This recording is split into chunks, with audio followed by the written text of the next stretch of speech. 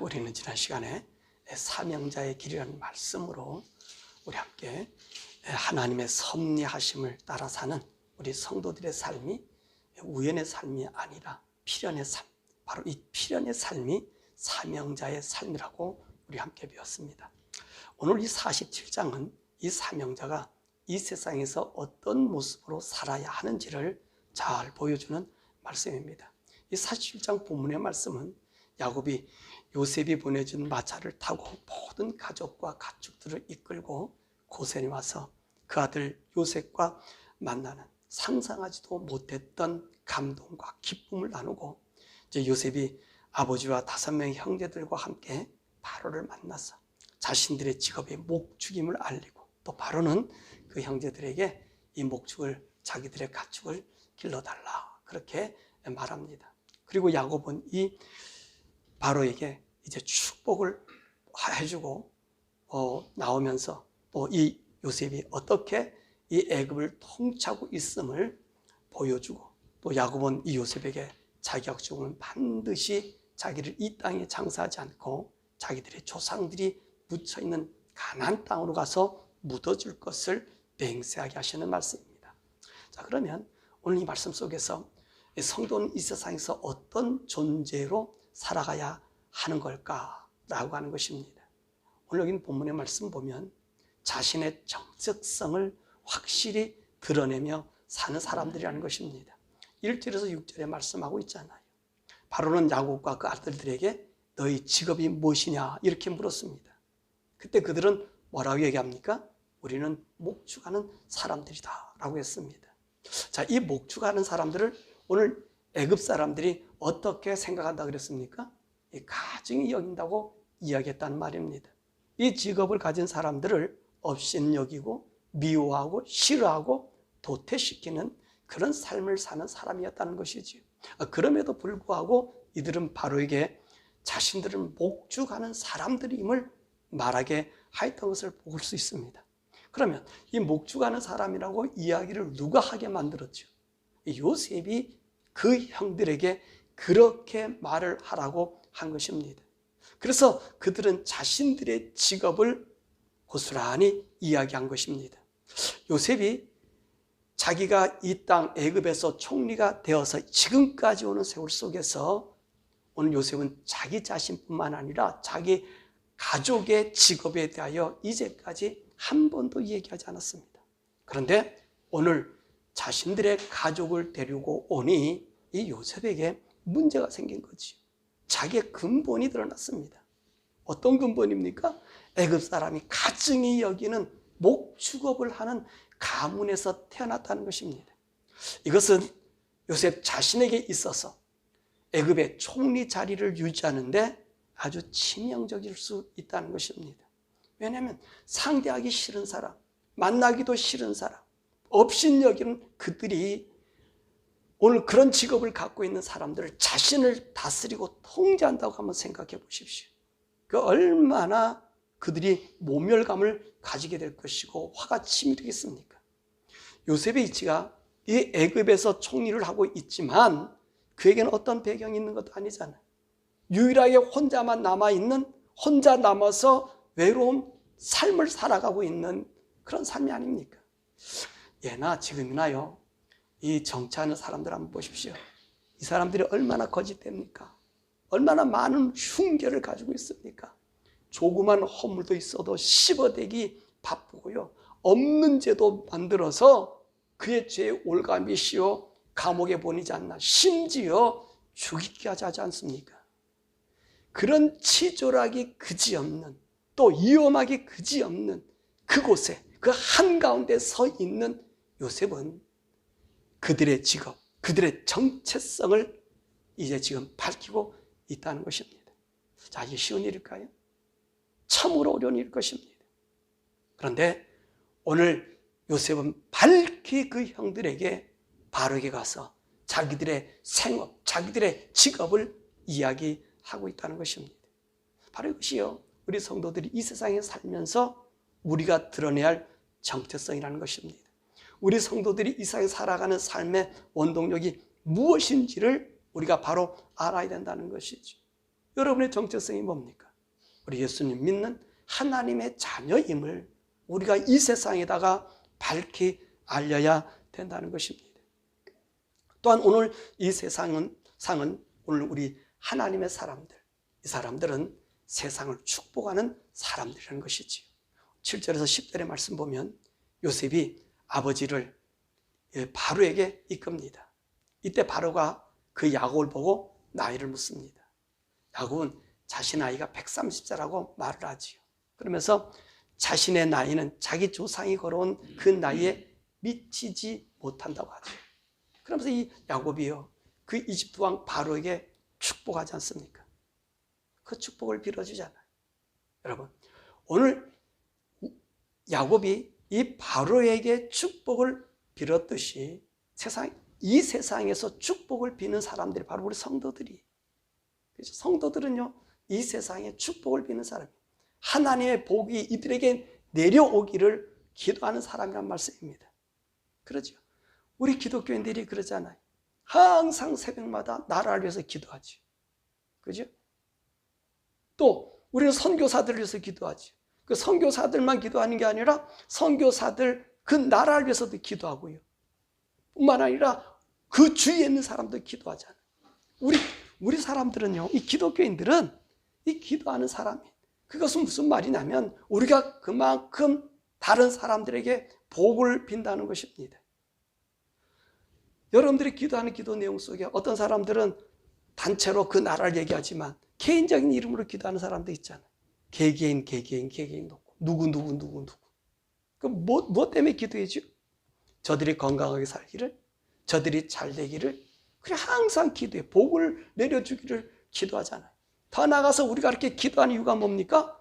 저들로 하여금 예수님을 영접해 달라고 하는 이 소원의 기도가 아닙니까? 우리 성도들이 왜 이렇게 기도를 할까요? 바로 우리 성도가 하나님이 다스리는 온 우주에 우리가 관리자라는 거예요. 관리자란 말입니다. 하나님이 만드는 세상에 나를 관리자로 삼아줬다는 거죠. 또한 우리 성도가 하나님의 세상과 그 인간들을 위해 기도하는 것은 하나님의 섭리에 동참하는 사명자들임을 보여주는 것입니다. 만약에 우리가요, 사명자도 아니고 관리자도 아니면 만약에 우리는 종으로 산다고 생각해 보십시오. 종들은 기도할까요? 기도하지 않습니다. 종들은요, 그날 하루하루 살아가면 돼요. 책임감도 없어요. 주어진 일만 하면 돼요. 그리고 그 하루가 요행을 바라며 사는 것입니다. 그것이 종들의 삶이지. 하지만 성도는 요행으로 이 세상을 사는 것이 아니라 하나님이 이 온 우주를 섭리하심, 다스림, 통치하심, 그 섭리하심을 나타내기 위해서 우리가 기도하며 사는 것입니다. 그래서 이 야곱이 바로를 향해서 축복하였듯이 우리 성도들도 이 세상의 관리자들이, 이 세상을 위임받은 자들이, 그래서 사람들에게 나라를 위해서 기도하는 사람이라는 것입니다. 자, 이 관리자의 삶을 가장 잘 보여준 사람이 누굽니까? 바로 이 요셉의 삶이라는 것입니다. 13절에서 26절의 말씀이죠. 자, 요셉은요, 이집트가 타양이고 또 타국입니다. 그러나 그는 이집트의 부강을 이루는 모든 사람들을 잘 살 수 있는 통치를 하고 있는 것을 우리가 볼 수 있습니다. 그럼 요셉의 통치의 형태는 어떤 것이었습니까? 어떤 것이었어요? 그는요, 청렴한 통치였다는 것입니다. 청렴한 것. 이 통치자는요, 청렴이 최우선입니다. 청렴하지 못하면 그 지도자는 지도자의 자격이 없다는 것입니다. 또한 요셉은요, 모든 사람을 믿을 수 있게 하는 신실함과 정직성이었습니다. 자, 오늘 보십시오. 오늘 요셉이 정말로 신실하고 정직하지 않았다면 오늘 이 요셉의 직업, 그 가문의 직업, 요셉의 출생이 어디입니까? 요셉의 출생은요, 보세요. 목축업한 사람 아니었습니까? 그러다가 들어와서 감옥살이에서 종살이다 죽을 날을 기다리는 그 종이 총리가 된 것 아니에요. 근데 어떻게 그 사람들이 요셉이 하는 말을 다 들을 수 있었을까요? 무엇 때문이었을까요? 바로 그 요셉의 신실함과 정직성이 있었다는 것입니다. 그러므로 통치자나 관리자 이 모두는 이 신실함과 정직성을 잃으면 그 사회는 망합니다. 어느 단체고 어느 가정도 마찬가지. 정직성과 신실성을 잊어버리면 망해지는 거예요. 그런데 요셉은 바로 그런 신실함과 정직성이 있었기 때문에 보십시오. 요셉에 대해서 어느 누구 하나 뭐라 그러는 사람이 없지 않았습니까? 얼마나 좋은 기회예요. 그러죠? 자, 종놈들이 왔네. 상대하기 싫은 애들이 왔네. 쫓아내자. 얼마든지 할 수 있잖아요. 벌써 요셉이 다 만들어놨잖아요. 모든 기반이 다 돼 있고 굶어 죽지 않도록 충분하게 다 만들어놨잖아요. 그거 쫓아낼 수 있잖아요. 그런데 반발하는 사람이 없어요. 역사적으로 보면요, 애굽에 가면은 이상하게 그 한 왕이 아닌 다른 특별한 왕의 보좌가 있다는 거예요. 그 요셉의 보좌라고 얘기하잖아요. 요셉을 그 나라 사람들이 왕처럼 대우했다는 거예요. 왜? 애굽을 구했기 때문에. 그러니까 그 출신이 어떻든지 간에 그는요, 모든 사람에게 믿을 수 있는 신실함과 정직성으로 그 나라를 다스렸던 것을 볼 수 있습니다. 또한요, 요셉은요, 이집트를 건강하고 부강하게 만들기 위해서 나눔의 사랑을 제공했습니다. 이게 무슨 말씀이냐? 바로 복지 정책을 폈다는 거예요. 이 복지 정책을 어떻게 폈습니까? 아주 좋은 복지 정책을 했는데, 이 복지 정책이라는 것은 놀고 먹는 게으름뱅이 정책이 아니라 일하는 자에게 혜택을 주는 정책이었습니다. 복지는요, 게으름뱅이를 만들어서는 안 됩니다. 요셉은요, 양식을 주어도 대가 없이 양식을 주지 않았습니다. 그들은 어떤 일을 했습니까? 먼저 그들의 생명을 유지하기 위해서 여러분 가축과 이 모든 것을 받았잖아요. 그래서 양식을 줬어요. 그 다음에 그들이 스스로 와서 토지와 전답을 바치고 자기 생명까지 받아들였습니다. 그리고 나서 그 다음에 어떻게 했습니까? 이들의 삶을 보다 온전하게 살게 하기 위해서 토지법을 만들었다 그랬어요. 토지법을 만들어서 종자도 주고 먹을 것을 주면서 이제 그 모든 것을 10을 나눠서 5분의 1은 국가에다 세금을 내고 5분의 4는 너희가 쓰도록 만들었다는 것입니다. 그러니까 이 백성들이 어떤 사람들이 되는 거예요? 전부 다 일하는 사람으로 만들어 놓은 것입니다. 이것이 나눔과 사랑의 정신이라는 것이지요. 이게 정신이라는 거예요. 복지는요, 그냥 줘서는 안 되는 거예요. 요셉을 보면 알 수 있죠. 그러니까 이 사람 모두가 정신적으로 모든 삶에 건강한 나라, 부강한 나라가 될 수 있었던 것입니다. 바로 이런 요셉의 통치의 모습은 바로 하나님의 의를 이루는 삶을 우리에게 보인 것입니다. 이런 통치가 있지 않으면 하나님의 의는 사라지게 되고 이 땅은요, 곤모와 술수와 모함과 적대감으로 변한다는 것입니다. 그러므로 우리는 그 어느 곳에 있든지 간에 이 요셉의 삶의 모습을 본받아야 되는 것입니다. 또한 세상의 관리자로서의 성도는 이 세상이 나그네요, 본향이 아님을 알고 항상 본향으로 돌아가야 됨을 염두에 두어야 한다는 것입니다. 야곱은 죽음을 앞두고 자신의 시체를 고향에 묻어줄 것을 요셉에게 요청하고 있습니다. 왜 야곱이 이 말을 하였을까요? 우리는 46장에서 야곱이 헤브론을 떠나 부엘세바에서 희생의 제단을 쌓은 것을 압니다. 이때 하나님께서 무슨 말씀을 하십니까? 46장 2절과 3절의 말씀입니다. 그 밤에 하나님 이상 중에 이스라엘에게 나타나 이르시되 야곱아 야곱아 하는지라 야곱이 이르되 내가 여기 있나이다 하며 하나님이 이르시되 나는 하나님이라 내 아버지의 하나님이니 애굽으로 내려가기를 두려워하지 말라. 내가 거기서 너로 큰 민족을 이루게 하리라. 자, 이는요 하나님이 아브라함에게 햇불 언약 때 말씀하신 이제 네 자손이 400년 동안 이방에 개게 되어서 거기서 종살이 하다가 큰 민족을 이루어 4대 만에 돌아올 것을 말씀하였다고 했습니다. 바로 이 일이 지금 시작이 되었기 때문에 그렇습니다. 야곱은 지금 이들이 이곳에 영원히 살기 위해서 내려온 것이 아니라 이곳에서 큰 민족을 이루기 위해 하나님의 섭리를 이루기 위한 사명으로 오늘 이곳에 살아야 함을 말하는 것입니다.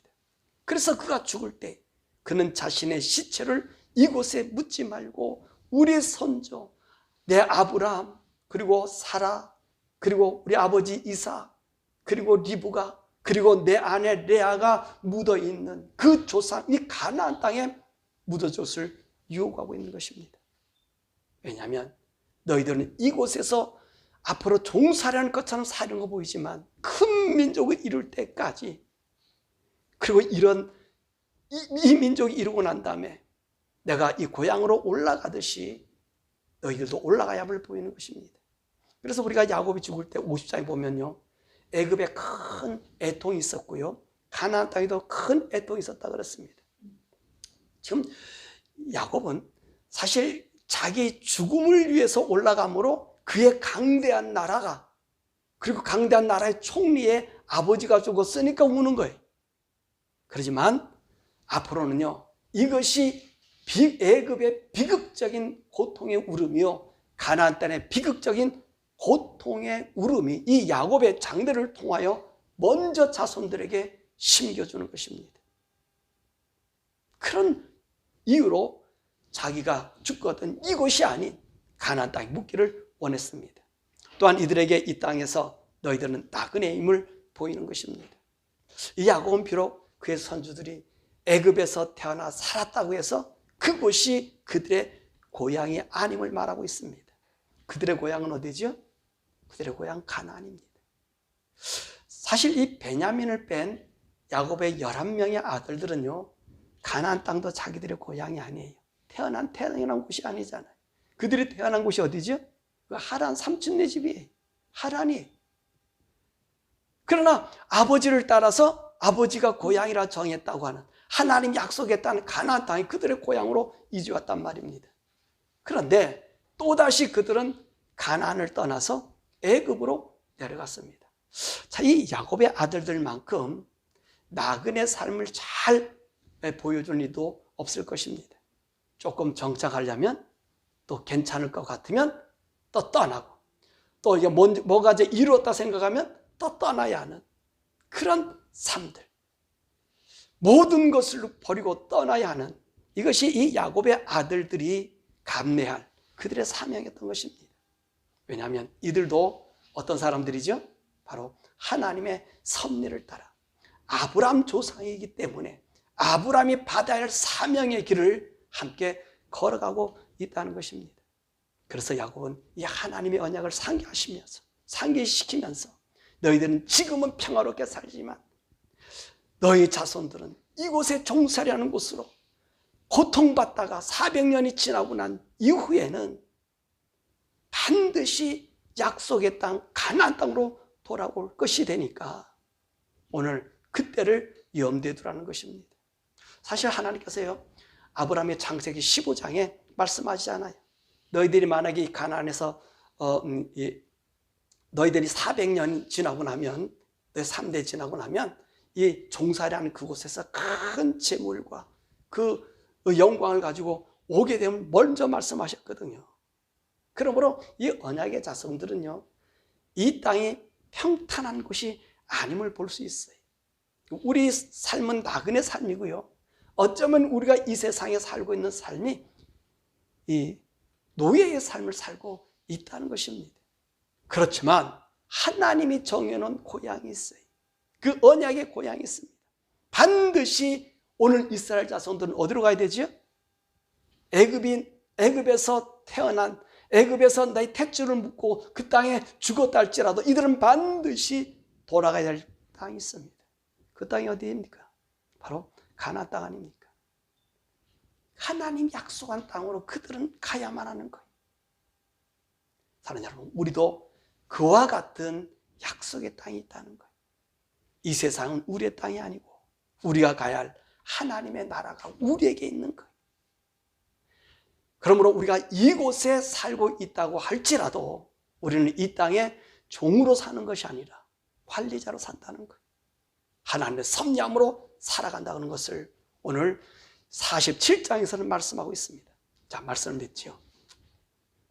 오늘의 이 말씀을 통해서 우리는 무엇을 배우고 있습니까?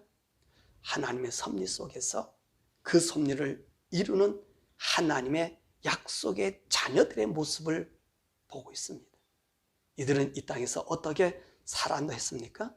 우리의 정체성이 무엇인지 이 정체성을 드러내고 살아야 됨을 보았다 그랬습니다. 그리고 이들은 이 땅의 지도자들이에요. 관리하는 자들이에요. 어떤 지도자들이에요? 요셉과 같은 지도자라는 것입니다. 그럼 왜 우리 성도가 이 요셉과 같은 모습으로 살아야 합니까? 그것은요, 우리가 이 땅을 관리자로서 하나님 앞에서 의로운 삶을 살아야 함을 나타내는 것입니다. 그래서 성도의 구분점이 무엇이죠? 성도와 세상 사람과의 구분점이 뭐냐는 거예요. 우리는 구별된 삶이에요. 그것은 세상의 삶과 다른 삶을 우리가 이 세상에 보여주는 것입니다. 우리의 구별됨은 오직 하나님의 뜻을 따라 사는 것이 성도가 이 세상에서 살아야 하는 모습이라는 것입니다. 이럴 때 이 세상은 우리를 그들의 종으로 여기고 박해하고 학대하고 불이익을 주며 미움의 대상이 되기도 합니다. 그러나 우리는 이것을 두려워하지 말아야 하고 또 타협하지도 말아야 되며 또 그래서도 안 되는 것입니다. 왜냐하면 우리는 하나님이 주신 사명으로 살기 때문에 하나님의 뜻을 이 땅에 나타낼 의무가 있기 때문에 그런 것입니다. 어쩌면요, 이 땅에서 우리가 우리 주를 위해서 우리 하나님의 이 고난을 받는 것, 이 고난은요 보장된 약속된 고난이라는 것입니다. 우리가 이 세상에서 하나님으로 말미암아 고난을 더 받으면 받을수록 하나님 더 큰 은혜와 보상이 그때 무한한 영광으로 받게 된다는 것입니다. 조금 전에 얘기했지만 창세기 15장 아브라함의 약속한 햇불 언약에서 이런 말씀하고 있습니다. 14절 보면 너희가 이방에 객이 되어서 400년간 종살이로 괴롭힘을 당하지만 내가 애굽을 징벌할 때에는 내 자손이 나올 때는 큰 재물을 이끌고 나오리라고 약속하십니다. 이게 무슨 말입니까? 그들은 종살이에요. 종살이가 끝나고 날 때는 큰 보상이 있다는 거예요. 이 말은 바로 우리 성도가 이 세상에서 주를 위하여 고난을 받으면 우리 주님이 정한, 우리 주님이 오시는 그때는요, 우리의 상상할 수 없는 하나님의 복을 보상해 주신다는 겁니다. 그러니까 우리 성도들은 이 땅에서 주를 위해 사는 것이요, 오늘 하나님의 영원한 약속에 보장받는 길인 것을 우리에게 얘기해 주고 있습니다. 이것은 우리 예수님이 말씀하셨어요. 산상수훈에서 예수님이 그렇게 말씀하고 계신 것입니다. 의를 위해서 핍박을 받으면 의의 상급을 너에게 주실 거라고 약속하신 거예요. 이 세상의 복을 추구하다 보면 너희들은 이 하늘의 복을 받지 못하지만 네가 하늘의 복으로 하나님으로 고난을 당하게 되면, 의를 위해 고난을 당하게 되면 말할 수 없는 하나님의 영광으로 우리에게 주신다고 말씀하고 계십니다. 그러므로 우리는 이 땅에서 하나님의 의를 보이며 살아야 하고 그 의를 위한 희생의 삶에는 하나님께서 반드시 영원한 보상으로 우리에게 갚아주신다는 약속이 있는 것입니다. 자, 뿐만 아니라 이 야곱의 장례를 통해서 어떤 모습을 볼까요? 그 영광스러운 행렬이 고향으로 가고 있지 않습니까? 이처럼 하나님은 우리 예수님이 재림하실 때에 우리에게는요, 야곱보다 더 큰 영광, 야곱은요 죽었다고 슬픔으로 우는 애곡의 그 영광의 대열이라면 우리는 슬픔이 아니라 큰 영광의 잔치가 우리를 위해 준비하고 있습니다. 그래서 그 잔치를 무슨 잔치라고 얘기하고 있습니까? 그 혼인잔치라고 얘기하고 있어요. 혼인잔치. 왜 혼인잔치를 우리에게 비하고 있습니까? 여러분, 잔치 중에서 제일 기쁜 잔치가 어떤 잔치입니까? 혼인잔치잖아요. 잔치 중에 잔치가 제일 기쁜 잔치가 혼인잔치잖아요. 왜 이 혼인잔치가 그렇게 기쁨의 최고의 잔치입니까? 새로운 시작의 잔치이기 때문에, 모든 자들이 축복으로 시작되는 잔치이기 때문에 이 잔치가 크다는 것입니다. 마찬가지로 우리 주님께서 이 혼인잔치를 우리에게 준비하고 공중에서 준비하고 있는 것은 우리에게 새로운 삶을 우리에게 보장시켜 주는 거예요. 우리로 하여금 천국의 그 유한한 영광을 우리에게 상속 주는 잔치가 오늘 이 혼인잔치란 말입니다. 그러므로 우리가 예수에 믿는 믿음의 도리로, 우리가 예수님을 구주로 믿는 이 고백으로 우리가 우리를 죽인다 해도 그것을 굽힘없이 우리의 정체성을 드러내고 이 세상을 살아가는 우리들에게는 하나님이 그런 정말로 황홀한 혼인잔치를 준비하고 있다는 거예요. 여러분, 혼인잔치는요, 사람이 만들고 우리가 만들어 준비한 잔치가 아니라 하나님이 친히 준비한 잔치로 인간이 수종들지 않습니다. 여러분들이 천사 많이 얘기하는데, 천사들이 우리를 수종들어 준비한 잔치. 왜 그 잔치를 준비했습니까? 우리가 누구지요? 하나님의 아들이기 때문에 그래요. 하나님의 아들이 세상의 고난을 다 이기고 지금 하나님 나라의 새로운 영광의 나라의 시작을 알리기에 천사들이 그 아들을 맞는 잔치를 벌이고 있는 거예요. 그러므로 이 세상 살아가는 삶 좀 고달플 수 있습니다. 내가의 정체성을, 내가 예수 믿는다고 함으로 불합리한 대우를 받을 수도 있습니다. 그러나 그걸 두려워하지 마십시오.